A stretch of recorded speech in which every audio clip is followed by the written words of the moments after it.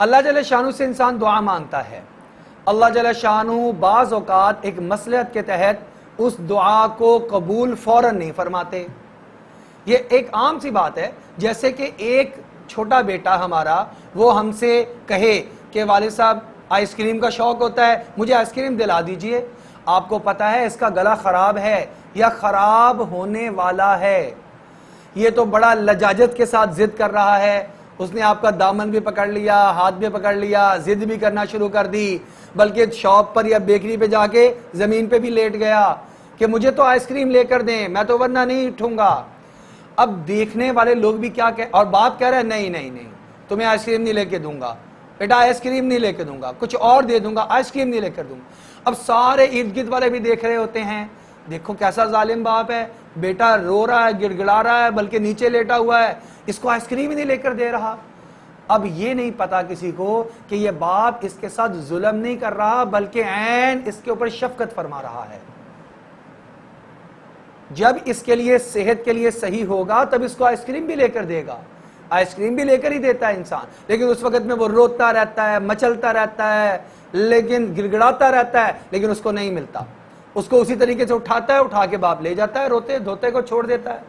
پھر ایک دن کے بعد, 2 دن کے بعد جب اس کی طبیعت درست ہو جاتی ہے, پھر خود کہتا ہے آؤ بیٹے یہ لو.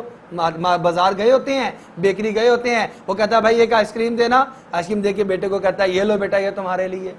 اللہ جل شانہ بھی شفیق ہیں, والد اور والدہ سے کہیں گنا زیادہ شفیق ہیں. آدمی اپنی بے وقوفی اور حماقت کی وجہ سے کوئی ایسی چیز اللہ سے مانگ رہا ہوتا ہے جو اس کے لیے نقصان دہ ہوتی ہے. اللہ جل شانہ کو معلوم ہوتا ہے یہ میرے بندے کو پتہ نہیں, یہ اپنے نقصان کی چیز مانگ رہا ہے, اللہ وہ عطا نہیں فرماتے.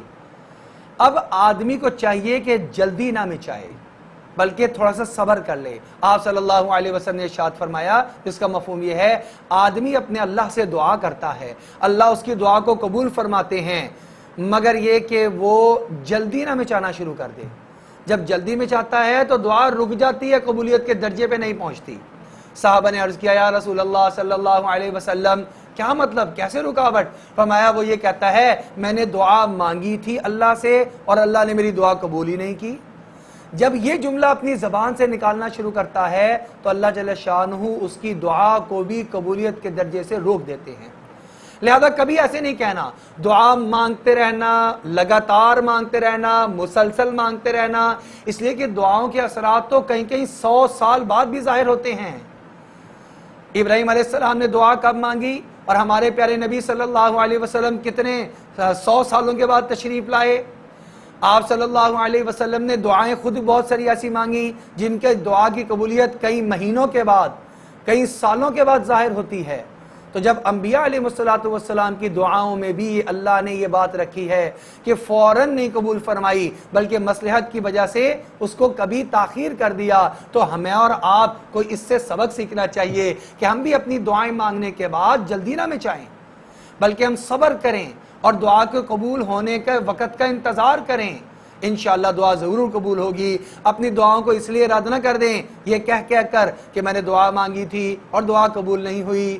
اس وجہ سے اپنی دعا مانگنے کے بعد تھوڑا سا صبر اور برداشت سے کام لینا چاہیے. اللہ جل شانہ دعا کو قبول فرما لیتے ہیں.